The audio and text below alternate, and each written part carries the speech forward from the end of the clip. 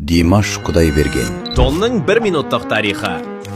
1994 жылғы 24 мамырда Алматыда дүниеге келді. Бала кезінен ерекше музыкалық қабілет танытты. 4 жасынан ән айтқан, музыкалық мектепте білім алған, жергілікті конкурстарға қатысып, дауыс диапазоны мен орындау техникасымен тез ерекшеленді. 2015 жылы Қытайдағы Singer 2017 шоуында кең танымалдылыққа ие болды.